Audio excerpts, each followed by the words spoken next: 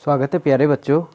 आज की कक्षा में आज का हमारा टॉपिक है सदिशों का सदिश अथवा क्रॉस गुणन, वेक्टर और क्रॉस प्रोडक्ट ऑफ वेक्टर्स। जब हम दो वेक्टर्स का गुणा करते हैं, ये हम पहले पढ़ चुके हैं कि सदिशों को आपस में गुणा करने पर हमको गुणनफल के रूप में या तो एक अदिश राशि मिलेगी डॉट प्रोडक्ट से, या फिर एक सदिश राशि मिलेगी क्रॉस प्रोडक्ट और वेक्टर प्रोडक्ट जिसको कहते हैं।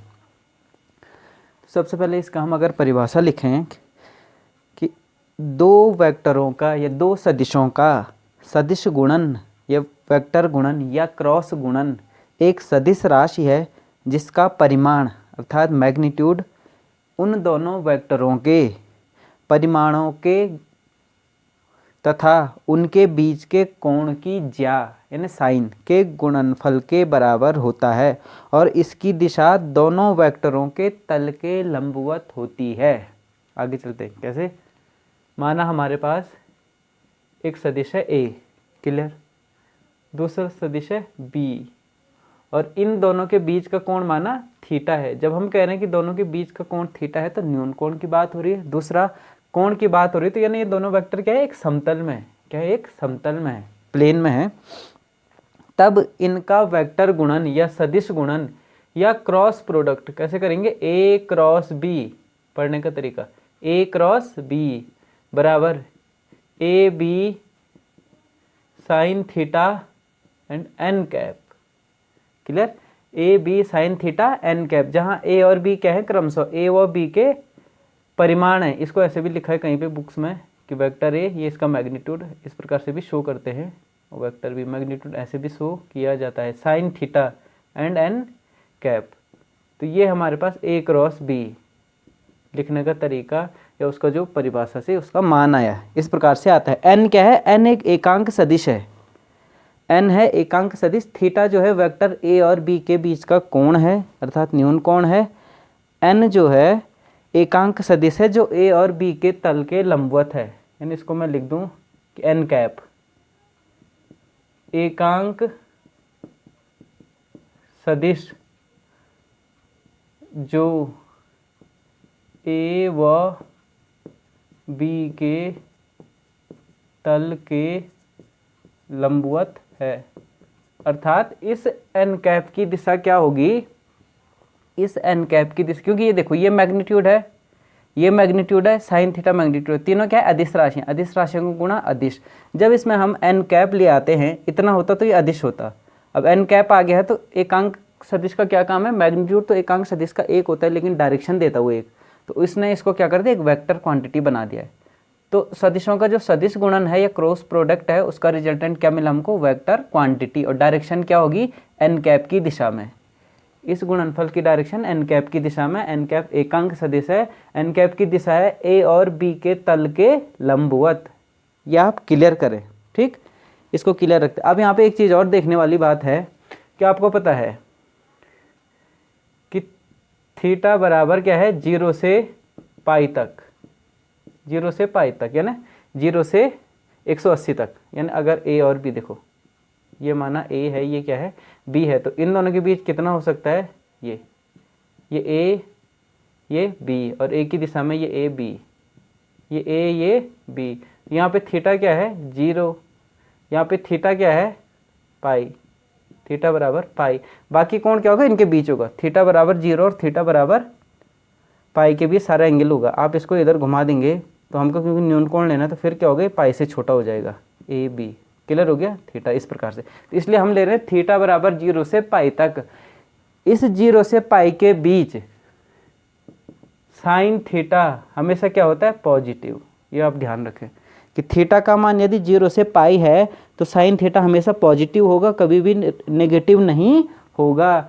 इसका तात्पर्य ये है कि वेक्टर का सदिश गुणन सदैव पॉजिटिव होता है। अर्थात इसलिए A cross B will always be positive, ये हमेशा पॉजिटिव होगा। ये एक निष्कर्ष है, इंपॉर्टेंट निष्कर्ष। जबकि अदिश गुणन वाले वीडियो लेक्चर में हमने पढ़ा था कि अदिश गुणन का मान क्या है? निगेटिव भी हो सकता है, कि धनात्मक, ऋणात्मक और शून्य। तो यहाँ पे ये जो है ये कभी भी ऋणात्मक नहीं होगा, ये सदैव क्या होगा? धनात्मक होगा, क्योंकि 0 से पाई के बीच तो साइन थीटा पॉजिटिव हो रहा है, तो पूरी क्वांटिटी क्या होगी? पॉजिटिव होगी ना। पाई से बड़ा आप कोण ऐसे बना देंगे तो हमको, क्योंकि न्यून कोण लेना है तो थीटा ये छोटा वाला होगा, बड़ा वाला नहीं होगा। क्लियर? इसलिए जो है सदिशों का सदिश गुणन सदैव क्या होगा, पॉजिटिव होगा, धनात्मक होगा, कभी भी ऋणात्मक नहीं हो सकता। ये आप क्लियर कर लें। नेक्स्ट मूव करते हैं हम, इसको मिटा देंगे। अब बात करते हैं कि इसमें दिशा कैसे लेनी है, सेंस कैसे लेना है डायरेक्शन का। फिर लास्ट में इसमें जो है इसके बाद हमने पढ़ना सदिश गुणन के गुण क्या है, प्रॉपर्टीज क्या है, और उसके बाद एक छोटा सा सरल उदाहरण हम लेंगे न्यूमेरिकल में, और फिर ये चैप्टर कंक्लूड करेंगे, ये लेक्चर। तो देखिए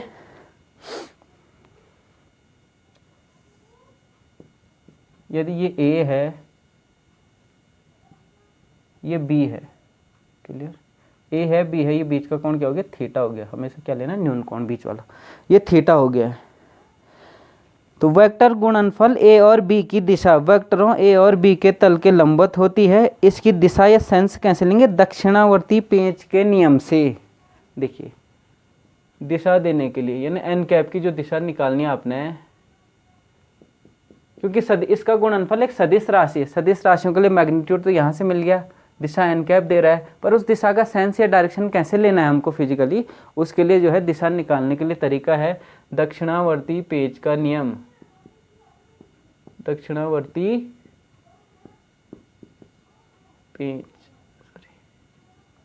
पेंच का नियम, right handed screw rule, right hand screw rule ऐसे भी कहा जा सकता है। दक्षिणावर्ती पेंच का नियम, अब ये क्या है, यदि ये कहता है कि हम अपने दाएं हाथ में दक्षिणावर्ती, ठीक है, right hand screw rule, screw driver ले अपने दाएं हाथ में, दक्षिणावर्ती दाएं हाथ में हम पेचकस पकड़ें और किसी पेच को जो है ए और बी का जो जहाँ पे क्रॉस प्रोडक्ट हो ना उसमें रखें, उसके तल में, और तब हम पेच को जो है ए से बी की ओर घुमाएं, ए से बी की ओर हम अपने हाथ को घुमाएं इस प्रकार से, अगर जो डायरेक्शन दे रहा है अभी इसमें बताएंगे इस फिगर में।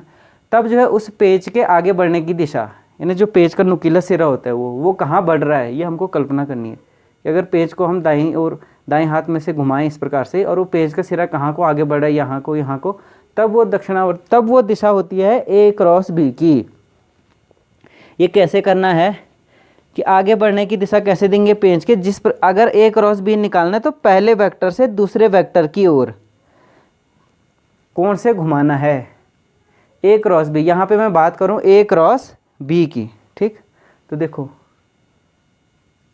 ऐसे घुमाना है यहाँ पे ए क्रॉस बी,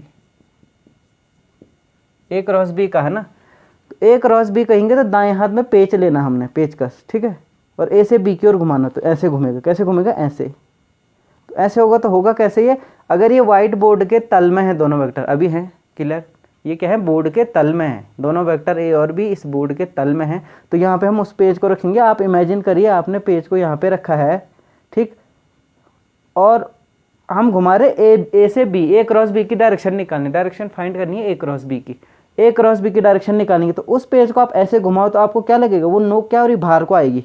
अगर ये पेज है माना, ऐसे रखेंगे आप, अब इसको घुमाओ तो ऐसे ए क्रॉस बी से ऐसे घुमाओ, ऐसे घुमाएंगे तो ये क्या होगा, पेज यहाँ से अंदर की ओर जाएगा, ए क्रॉस बी में कैसे टाइट होगा ना, जो नुकीला सिरा है इसको आप ऐसे घुमाएंगे तो कैसे हो रहा है, वो टाइट हो रहा है, अंदर की ओर जाएगा, कैसे जाएगा, अंदर की ओर, परपेंडिकुलरली। तो अंदर की ओर वाले को माना हम ऐसे दिखाते हैं एन कैप, यह है ए क्रॉस बी की डायरेक्शन, क्लियर हो गया, ऐसे घुमाना है, तो पेज कहाँ जाएगा, अंदर की ओर जाएगा उसमें, ठीक है। अगर यहाँ पे पेज का नुकीला सिरा ऐसे रख दें और इसको ए क्रॉस बी ऐसे घुमा रहे हैं हम, तो देखो कहाँ को जाएगा, वो अंदर की ओर जाएगा, क्लियर। इसी के अपोजिट देखो, अगर बी क्रॉस ए निकालने की बात करो, ये सिर्फ डायरेक्शन की बात कर रहे हैं हम कि बी क्रॉस ए की डायरेक्शन निकालनी है, तब हमने कैसे घुमाना है, बी से ए की ओर। अब बी से ए की ओर घुमाओ उसी पेज को, तो बी क्रॉस ए करना, ऐसे घुमाओ, अब ऐसे घुमाएंगे तो वो पेज का आएगा, बाहर आएगा, तो अब परपेंडिकुलरली बाहर की ओर, परपेंडिकुलरली बाहर की ओर। तो इसलिए आप देख रहे हैं कि ए क्रॉस बी और बी क्रॉस ए दोनों की डायरेक्शन क्या है, अलग अलग है। तो यहाँ पे हम खाली ए क्रॉस बी देखते हैं, उसको दिखा रहे हैं। ये आप समझे दक्षिणावर्ती पेज का नियम, इसको ध्यान से समझना है कि हमको वहाँ पे पेज की इमेजिन करनी है, ए क्रॉस बी निकालना है तो ए से बी की तरफ घुमाना है, बी क्रॉस ए निकालना है तो बी से ए की तरफ घुमाना है, अपने दाहिने हाथ को, दक्षिणावर्ती पेज का नियम दाहिने हाथ से करना है ये नियम, ठीक। और जिस तल में वो रखा है उस तल के परपेंडिकुलरली, अंदर बाहर, तो अंदर की ओर या बाहर की ओर, सेंस ऐसे ही निकलेगा। अभी कर रहे तो पेज क्या जा रहा है इसमें, अंदर की ओर जा रहा है, तो सेंस आ रहा है अंदर की ओर। ठीक, ऐसे समझना। ए क्रॉस बी की जो डायरेक्शन होगी वो क्या होगी, इस बोर्ड के लंबवत भीतर की ओर, ये लंबवत है ना, तो बोर्ड के लंबवत भीतर की ओर होने, लंबवत भी दो डायरेक्शन होंगी, या तो बाहर या भीतर, या ऊपर या नीचे। तो इस प्रकार से दक्षिणावर्ती पेंच का नियम हमको डायरेक्शन देता है, ये आपको ध्यान में रखना है। सदैव ए क्रॉस बी या बी क्रॉस ए जो भी होगा, इसकी डायरेक्शन, क्रॉस वेक्टर की डायरेक्शन हमेशा उस तल के परपेंडिकुलर होगी जिस तल में दोनों वेक्टर रखे हैं। अब परपेंडिकुलर है तो परपेंडिकुलर इनवर्ड आउटवर्ड या परपेंडिकुलर अपवर्ड डाउनवर्ड क्या होना है, तो उसके लिए है दक्षिणावर्ती पेंच का नियम। ए क्रॉस बी किया तो घुमाए तो अंदर की ओर, बी क्रॉस ए करेंगे तो बी से ए की ओर घुमाना है। अब हाथ को ऐसे घुमाएंगे उल्टा, अब क्या हो रहा है, पेंच बाहर की ओर निकल रहा है, तो लंबवत बाहर की ओर, परपेंडिकुलरली आउटवर्ड। इस प्रकार से आपने ये देखना है। क्योंकि दो वेक्टरों का वेक्टर गुणनफल एक सदिश राशि है, इसलिए जो हमारे पास कुछ भौतिक राशियाँ जैसे बल, आघूर्ण, कोणीय संवेग, इसको जो है वेक्टरों के वेक्टर गुणनखंड के रूप में देखेंगे हम। ठीक है, ये हमको ध्यान में रखना है। हमने पहले भी बताया था कि यहाँ से आगे जब फिजिक्स में आप गुणनफल के रूप में भौतिक राशियों को देखते हैं तो आपको ये देखना है, जैसे कार्य बराबर है W बराबर F इंटू ऐसा आपने कहा, तो आपको ये देखना है कि F भी सदिश है, S भी सदिश है, तब इन दोनों के बीच गुणनफल क्या होगा, या तो डॉट होगा या क्रॉस होगा। तो हम जानते हैं वो क्या है, डॉट है। तो ऐसी क्रॉस वाले कई बार हमारे पास केसेज आते हैं, उनको हम करते हैं, ये आप नोट कर लें प्लीज़। दक्षिणावर्ती पेंच का नियम, इसको आप ढंग से याद रख लें, ये वेक्टरों के लिए बहुत इंपॉर्टेंट है डायरेक्शन निकालने के लिए। एक चीज़ तो आपकी क्लियर होनी है कि जो एन कैप की डायरेक्शन होनी है वो हमेशा उस तल के क्या होगी, परपेंडिकुलर होगी। क्या होगी, परपेंडिकुलर। जिस तल में रखा, इस तल में है दो वेक्टर ए बी, तो इसके परपेंडिकुलर होगी। अब सिचुएशन ये है कि परपेंडिकुलर अपवर्ड होगी या डाउनवर्ड होगी, उसके लिए क्या है, दक्षिणावर्ती पेंच का नियम। क्लियर। तो डायरेक्शन निकालने के लिए आपको बहुत क्लियर होना है कि दक्षिणावर्ती पेंच का नियम कैसे लगाना है। उससे पहले आपको ये भी जानना है कि डायरेक्शन ए क्रॉस बी की क्या होगी, हमेशा परपेंडिकुलर होगी उस प्लेन के जिसमें ये दोनों रखे गए हैं, दोनों वेक्टर। क्लियर। उदाहरण लेते हैं एक दो एग्जाम्पल। सबसे पहला एग्जाम्पल है एफ क्रॉस आर का। तो टाउ बराबर एफ क्रॉस आर हम लेते हैं। अगर माना हमारे पास इस प्रकार से एक्सिस हैं,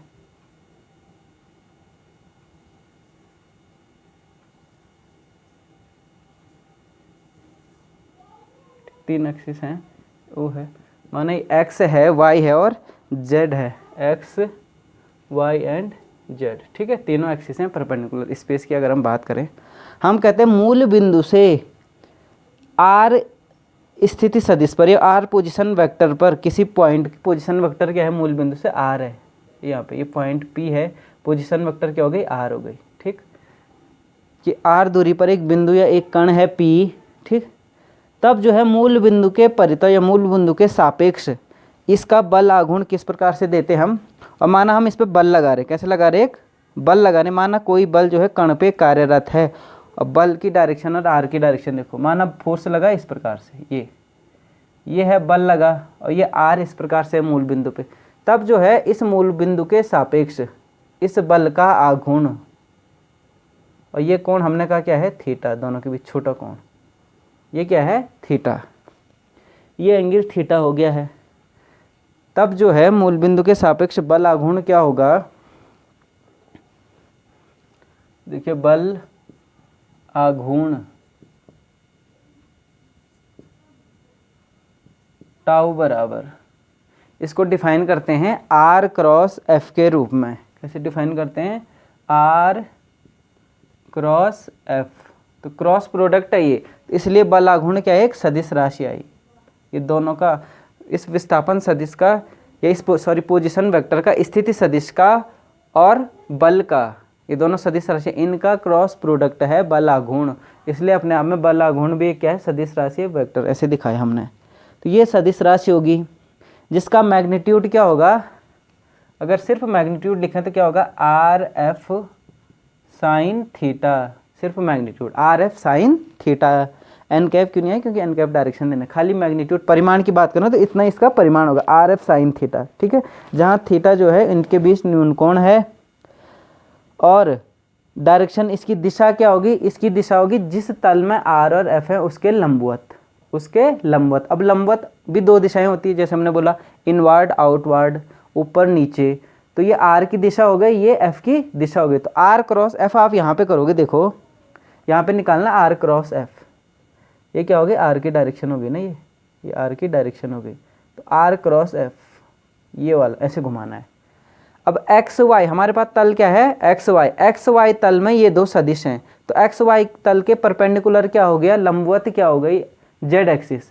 तो टाउ की जो, टाउ बोलते हैं इसको, टाउ की जो दिशा होगी वो या तो जेड एक्सिस की डायरेक्शन में होगी या नेगेटिव जेड एक्सिस की डायरेक्शन में होगी। अब वो कैसे निकालना है, उसके लिए फिर से दक्षिणावर्ती पेज का नियम, दाएं हाथ में पेचकस देखना आपने, इमेजिन करना है आर क्रॉस एफ, आर से एफ की तरफ चलो, आर क्रॉस एफ परपेंडिकुलर ना, इसके परपेंडिकुलर होना है। जेड की डायरेक्शन क्या होगी, अगर ये एक्स वाई है तो जेड की डायरेक्शन ऐसे होनी है, तल के लंबवत। यहाँ पे तो नहीं दिखा सकते ना, जेड ऐसे होना है। तो आर क्रॉस एफ जब आप ऐसे कर रहे हैं तो पेज कैसा आ रहा है, वो पेज बाहर को खुल रहा है ना, नोक आर से एफ की तरफ घुमाएंगे आप तो पेज क्या आ रहा है, बाहर की ओर आ रहा है, इस प्रकार से ये बाहर की ओर आ रहा है। तो इसको क्या हो गया, जेड की पॉजिटिव डायरेक्शन में क्या होगी, दिशा क्या हो गई, जेड की पॉजिटिव डायरेक्शन में, कि जेड एक्सिस के अनुदिश। ये आप इसकी दिशा में ऊपर लिख देता हूं, दिशा क्या हो गई, टाउ की दिशा पॉजिटिव जेड अक्ष के अनुदिश। तो ये आपको ध्यान में रखना है कि जो इनका टाउ होगा या जो इन दो वेक्टर का रिजल्टेंट होगा उसकी डायरेक्शन इन दो वेक्टरों के तल के तो लंबवत होगी। अब तल के लंबवत कैसे होगी वो हमको देखना है। ये किससे है, दक्षिणावर्ती पेंच का नियम, दक्षिणावर्ती पेंच के नियम से। तो ये डायरेक्शन ऐसे आई, तो आर क्रॉस एफ की डायरेक्शन ऐसे आई, दक्षिणावर्ती पेंच, आर से एफ की तरफ जाना, एफ क्रॉस आर नहीं करना है, वो डायरेक्शन उल्टी आ जाएगी, नेगेटिव जेड एक्सिस की तरफ आएगी वो। तो ये भी आप ध्यान में रखना, वेक्टर में दिशाओं का बहुत महत्व है, इसलिए आपको दक्षिणावर्ती पेंच का नियम लगाना आना चाहिए, ये हमने कहा, ठीक। तो ये एक उदाहरण दिया मैंने तुमको कि टाउ जो है आर क्रॉस एफ है, तो उसको कैसे निकालेंगे। और अगर अदर एग्जाम्पल अगर करें तो कोणीय संवेग की बात करते हैं, कोणीय संवेग, अन्य राशियाँ, ये आप नोट कर लें। एक दो उदाहरण और लेते हैं। कोणीय संवेग, कोणीय संवेग किसे दिखाए, जे से दिखाए, कोणीय संवेग जे। तो इसको कैसे लिखते हैं, रेखीय संवेग गुणा स्थिति सदिश दूरी, किसी बिंदु से दूरी, कोणीय संवेग वृत्तीय गति के दौरान। तो जे बराबर, अगर सदिश रूप में लिखें, जे बराबर आर क्रॉस पी, पी है रेखीय संवेग, पी बराबर एम इंटू वी, सदिश राशि, ये भी सदिश राशि, स्थिति सदिश, तो ये एक सदिश राशि हो गई।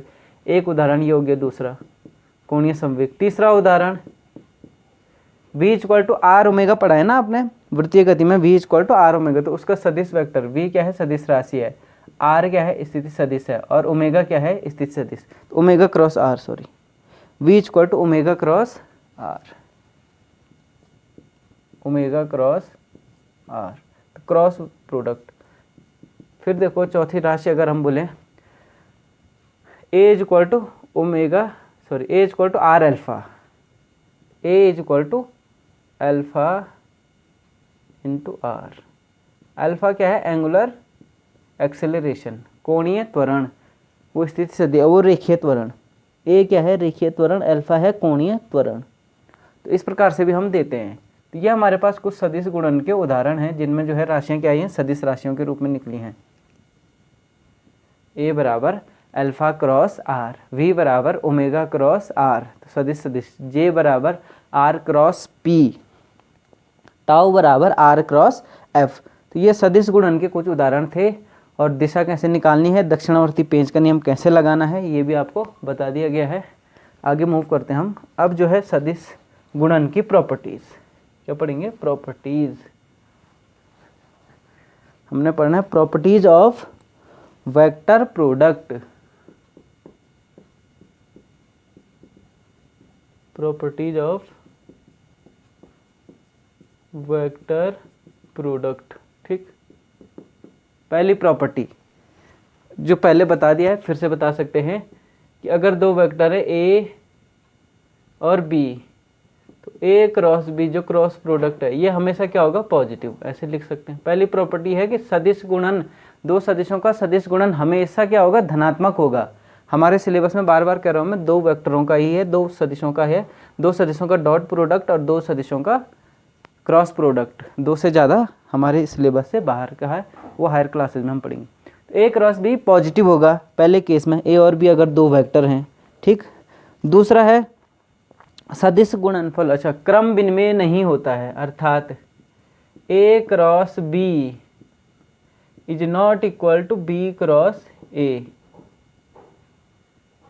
ये दो वेक्टर यानी आपस में बराबर नहीं होते, जबकि डॉट प्रोडक्ट में आपने पढ़ा है क्रम विनिमय होता है, ए डॉट बी बराबर बी डॉट ए होता है। तो यहाँ पे हमको, क्योंकि वेक्टर, दो वेक्टर बराबर कब होते हैं, दो वेक्टर बराबर केवल और केवल तब होते हैं जब दोनों के परिमाण मैग्नीट्यूड बराबर हों और दोनों की दिशा भी क्या हो, एक ही हो।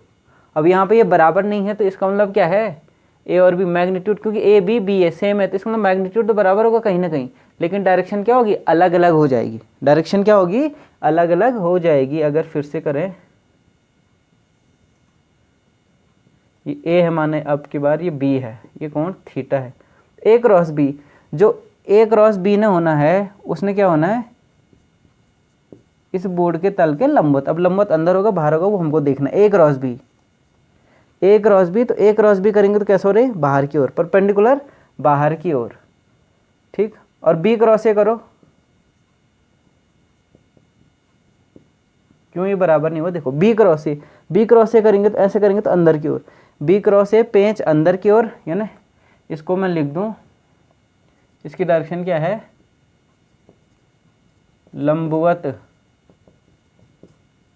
बाहर की ओर, दक्षिणावर्ती पेंच का नियम। ए क्रॉस बी, ए से बी की ओर घुमाएंगे, पहले से दूसरे वेक्टर, ए क्रॉस बी, तो जो पहला आया वो पहला वेक्टर। ए क्रॉस बी किया आपने तो कैसे हो गया, ये बाहर की ओर आ रहा पेंच, लंबवत बाहर की ओर। बी क्रॉस ए करेंगे, डायरेक्शन क्या हो गई, लंबवत अंदर की ओर, लंबवत अंदर की ओर, अंदर की ओर, किसके लंबवत अंदर की ओर, इस बोर्ड के, जिस बोर्ड में ये दो वेक्टर हैं, इस वाइट बोर्ड के तल के लंबवत, परपेंडिकुलरली आउटवर्ड एंड इनवर्ड, ठीक। तो ये देखो A cross B, B cross A, दोनों की डायरेक्शन क्या है, अलग अलग है, एक लंबवत अंदर की ओर है, एक लंबवत बाहर की ओर है। मैग्नीट्यूड निकालेंगे ए क्रॉस बी का, अगर सिर्फ मैग्नीट्यूड की बात करें, इस प्रकार से दिखाते थे, क्या होगा, ए बी साइन थीटा, और magnitude of B cross A निकालेंगे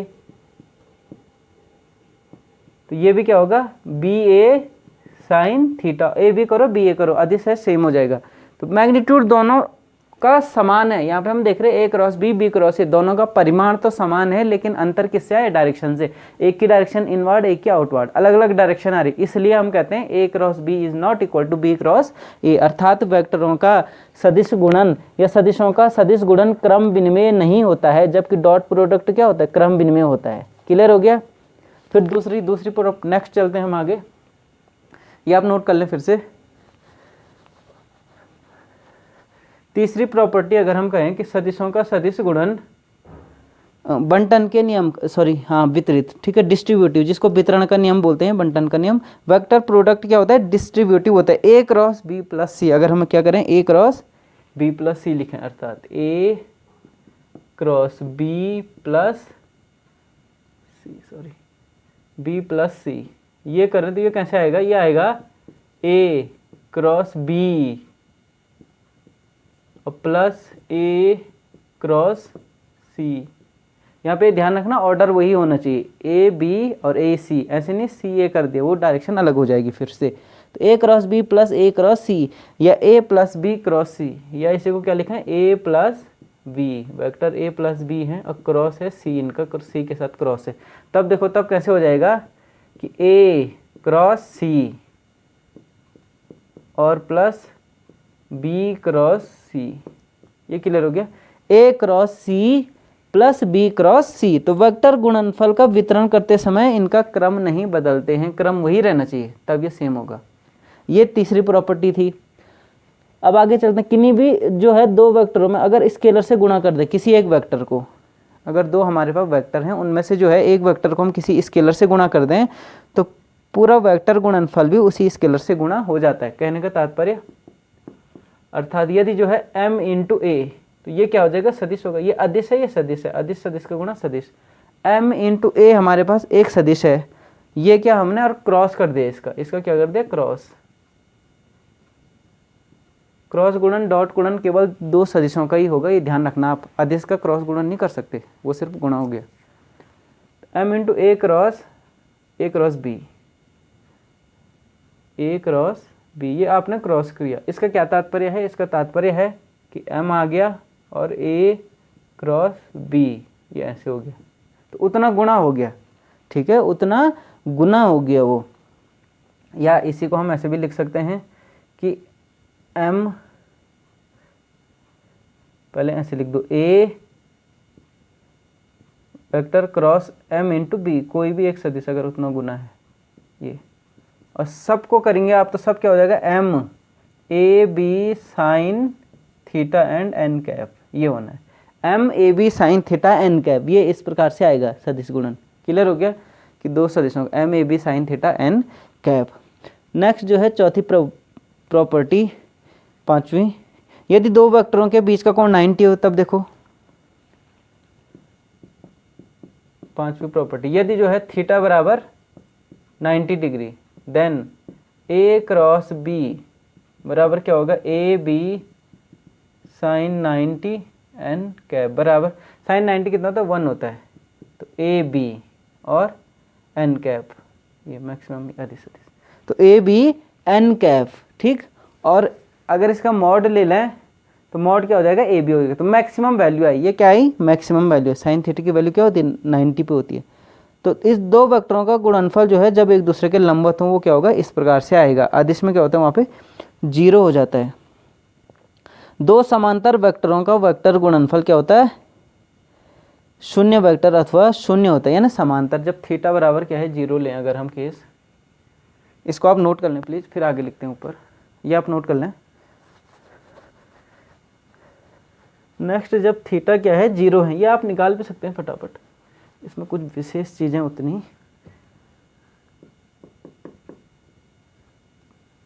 यदि जो है theta is equal to 0, then A cross B is equal to क्या हो जाएगा, A B sine 0 into N cap बराबर 0। क्लियर हो गया, 0 ये 0 वेक्टर, अगर सदिश के रूप में लिखते हैं 0 वेक्टर, ये प्रॉपर है। A cross B is equal to क्या है, 0 वेक्टर, क्या है, 0 वेक्टर, और 0 वेक्टर का मैग्नीट्यूड क्या होता है, 0 होता है। आपको पता है शून्य सदिश का जो है मैग्नीट्यूड शून्य होता है, दिशा इसकी डिफाइंड नहीं होती है। तो इस प्रकार ए क्रॉस बी बराबर 0 होता है, और यहाँ पे देखो ए भी शून्य नहीं है और बी भी शून्य नहीं है। तो यदि जो है दो वेक्टर जिनमें से कोई भी एक वेक्टर या दोनों वेक्टर शून्य नहीं है, तो इसका तात्पर्य है कि वो दोनों क्या होंगे, पैरेलल होंगे, क्या होंगे, समांतर ना। ये ए इधर आया, ये बी, ये ए, ये बी, दोनों के बीच का कोण क्या है यहाँ पे, 0, थीटा बराबर 0, तो समांतर वेक्टर है, तो उनके लिए मैग्नीट्यूड एक क्रॉस करेंगे तो क्या हो जाएगा, 0 हो जाएगा। ये क्लियर। किसी वेक्टर का अपने से ही वेक्टर करें, अगर किसी वेक्टर का खुद से ही वेक्टर करें, देखो जैसे हमने वहाँ पे पढ़ा था कि ए डॉट ए क्या होता है, ए स्क्वायर होता है, तो यहाँ पे अगर करें ए क्रॉस ए, ये ए डॉट ए क्या होता है, ए स्क्वायर होता है, तो ए क्रॉस ए करेंगे, इसको निकालो, ए साइन ए और ए के बीच क्या डायरेक्शन होगी, 0, साइन 0 एन कैप, तो 0 0 होता है 0 वेक्टर। फिर से नल वेक्टर भी जिसको बोलते हैं, 0 वेक्टर या नल वेक्टर, किसी वेक्टर का अपने से ही जो है सेल्फ क्रॉस प्रोडक्ट करने पे क्या होता है, नल वेक्टर आता है, 0 वेक्टर होता है। ये क्लियर। अब आगे चलते हैं, लंब कोणिक वेक्टर, एकांक वेक्टर हैं जो, यानी एक्स वाई जेड एक्सिस के सापेक्ष जो वेक्टर है उसमें क्या संबंध है, नोट कर लें इसको। ये थोड़ा सा याद करने लायक है, यहाँ पे विशेष चीज़ है कि आई जे कैप, यानी आई जे कैप जब हम डिफाइन करते हैं, फिर से याद दिला दूं कि आई जे के क्या है, अगर ये एक्स एक्सिस है, ये वाई एक्सिस है, ये जेड एक्सिस है, तब इसके अनुदिश जो एकांक सदिश होता है उसको बोलते हैं आई कैप, ये आई कैप है, कैप। इसके सदिश जो एकांक सदिश होता है, इसके अनुदिश वाई अक्ष के अनुदिश, उसको बोलते हैं जे कैप। एकांक सदिश क्या होता है, जिसमें खाली दिशा होती है, मैग्नीट्यूड कितना होता है, 1, एकांक यूनिट वेक्टर। और जेड एक्स के अनुदिश अगर एकांक सदिश की बात करें तो उसको कहते हैं स्मॉल के कैप। आई कैप, जे कैप, के कैप, ये इस प्रकार से होंगे, ये मूल बिंदु हैं, तीनों के बीच क्या एंगल हो गया, 90। आई जे के परस्पर क्या हो गए, लंब हो गए। तो इनके लिए अगर आप निकालोगे तो देखिए आई कैप क्रॉस जे कैप, जे कैप क्रॉस के कैप, आई जे के कैप क्रॉस आई कैप, क्या होगा? आई क्रॉस जे करिए, क्या करिए? आई क्रॉस जे,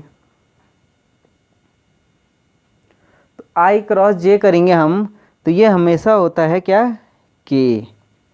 आई क्रॉस जे बराबर होता है के, और ये बराबर होता है माइनस जे क्रॉस आई।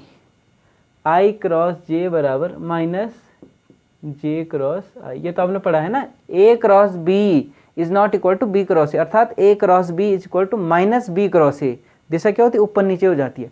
तो I cross J is equal to minus J cross I, I J के ये क्या होगा? आई कैप होगा, और माइनस के कैप इंटू जे कैप, के आई ये क्या होगा? जे कैप होगा, बराबर माइनस आई कैप इंटू के कैप।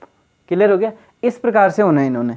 यहाँ पे आप सेंस मत लगाना दक्षिणावर्ती वाला, हाँ ये खाली हमने डायरेक्शन दिखाई कि आई कैप जो है एक्स की डायरेक्शन में, जे कैप वाई की डायरेक्शन में, के कैप जेड की डायरेक्शन, माइनस के कैप कहाँ होगा? माइनस जेड की डायरेक्शन में, माइनस जे कैप माइनस वाई की डायरेक्शन में, माइनस आई कैप माइनस एक्स की डायरेक्शन में। ये इसको दिखा रखा है। अगर आई क्रॉस जे करेंगे तो के आता है, जे क्रॉस के करेंगे तो इस प्रकार से आई आता है, जे के आई।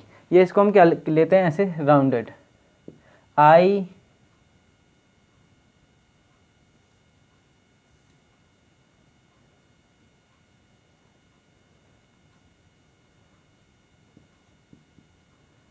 आई कैप जे कैप के कैप। इस प्रकार से आप इसको ध्यान में रखिए कि आई जे के, इसको हमने कैसे चलाना है? इसको चलाना है हमने इस प्रकार से, ये एंटी क्लॉकवाइज, ये ऐसे ध्यान रख। अगर आपको ऐसे याद नहीं रहता है तो ऐसे याद रखना है। अब हम कहेंगे आई क्रॉस जे, ऐसे चलना है, इस सर्किल के अलोंग चलना है, इस सर्किल के अलोंग एंटी क्लॉकवाइज चलना है आपको, ठीक है। वामावर्त दिशा में कोण नापा जाता है, वामावर्त दिशा में ही आपको ये घूमना है एंटी क्लॉकवाइज। तो आई क्रॉस जे कहीं पे भी लिख दो, आई जे के तीन को इस सर्किल में। देन देखो आई cross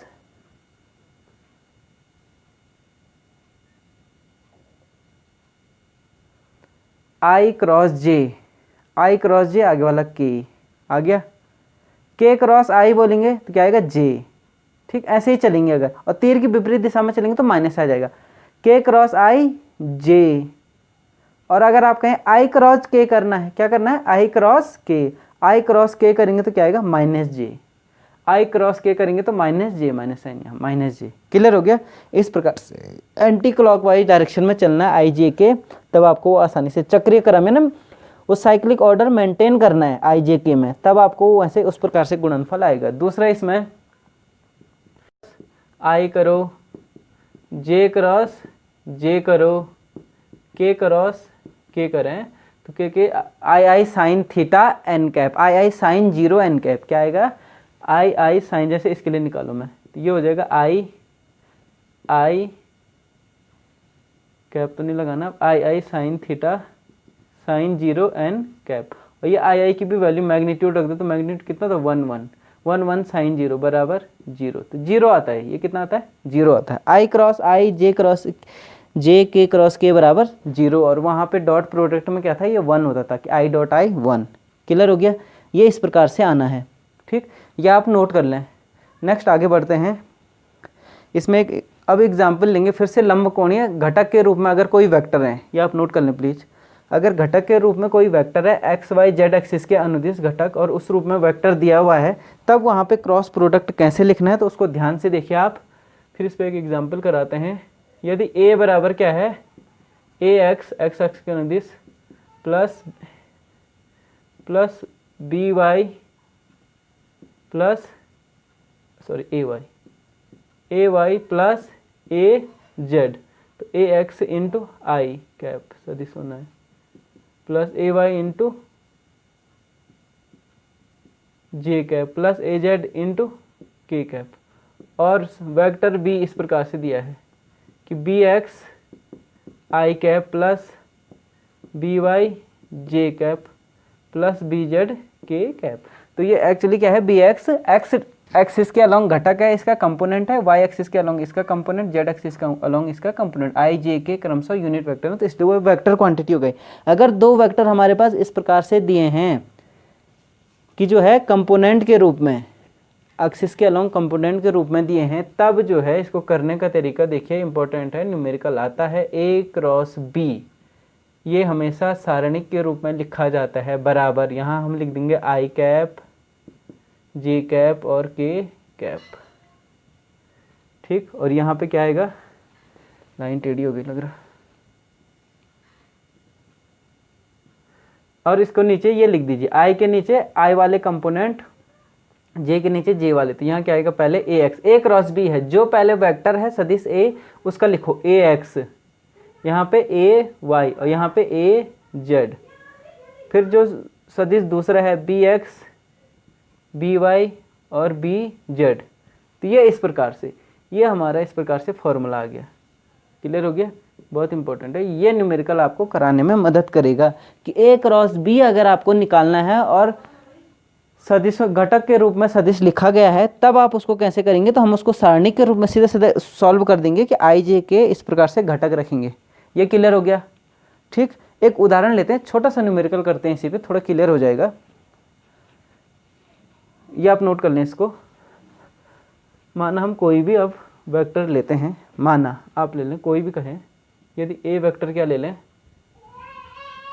2i cap minus 4j cap plus के कैप, क्लियर हो गया, प्लस के कैप ऐसे, और वेक्टर बी बराबर हमारे पास है कि माइनस 3i कैप प्लस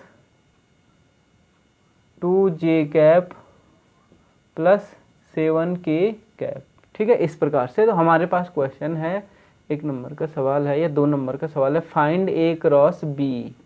ये इस प्रकार से वेक्टर ए और वेक्टर दो बी दिए गए हैं, बोलता है ए क्रॉस बी फाइंड करो, तो हमको सिंपली क्या करना है, आपको पता है A cross B is equal to, सारणी के रूप में लिखो I cap J cap and K cap, जो वेक्टर पहले लिखा है पहले उसके कंपोनेंट, तो ए के क्या है, आई के नीचे क्या आएगा 2, उसका जे के नीचे क्या आएगा -4, के नीचे कितना गुणा है के साथ 1, क्लियर हो गया, ये 1 आया।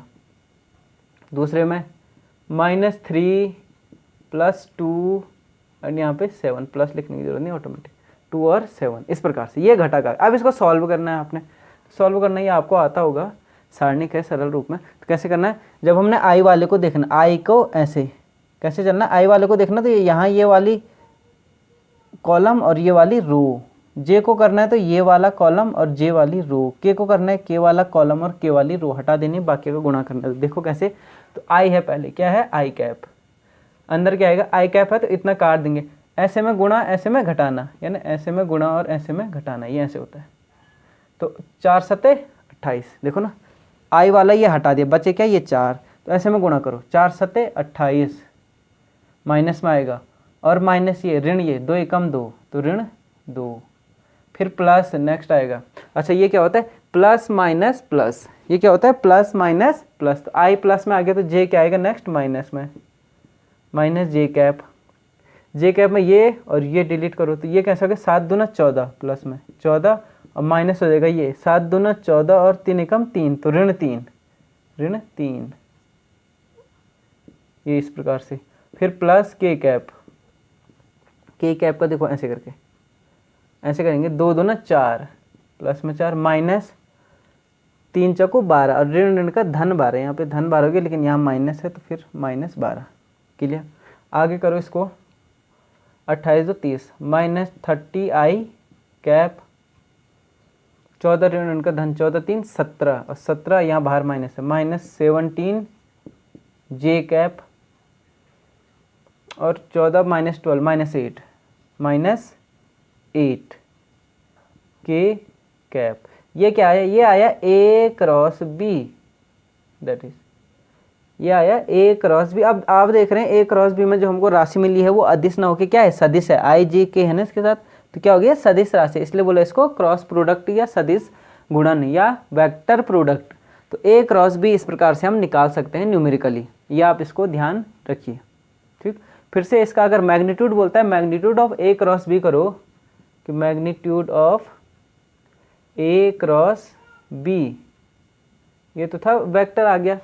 परिमाण निकालना है तो क्या होगा, अंडर रूट, ये आई के साथ जो है अंडर रूट ऋण 30 का होल स्क्वायर प्लस ऋण 17 का होल स्क्वायर प्लस ऋण 8 का होल स्क्वायर, ये अंडर रूट ए एक्स स्क्वायर। जैसे ए का मैग्नीट्यूड कहेंगे तो क्या आएगा, ए एक्स अंडर रूट ए एक्स स्क्वायर प्लस ए वाई स्क्वायर प्लस ए जेड स्क्वायर। वैसे ए क्रॉस बी का मैग्नीट्यूड तो ये सिर्फ मैग्नीट्यूड की बात करते हो तो ऐसे, और ए क्रॉस बी का मान निकालिए तो वो ऐसे हो जाएगा, ये वेक्टर क्वांटिटी होगी। ठीक, तो ये था हमारा आज वेक्टर का, वेक्टर प्रोडक्ट पे आधारित टॉपिक वीडियो लेक्चर। आशा करता हूँ आपको पसंद आया होगा। हिंदी मीडियम के स्टूडेंट ज़्यादा से ज़्यादा इस चैनल को सब्सक्राइब करें, शेयर करें, वीडियो पसंद आए लाइक करें, कमेंट में लिखें। Thank you very much.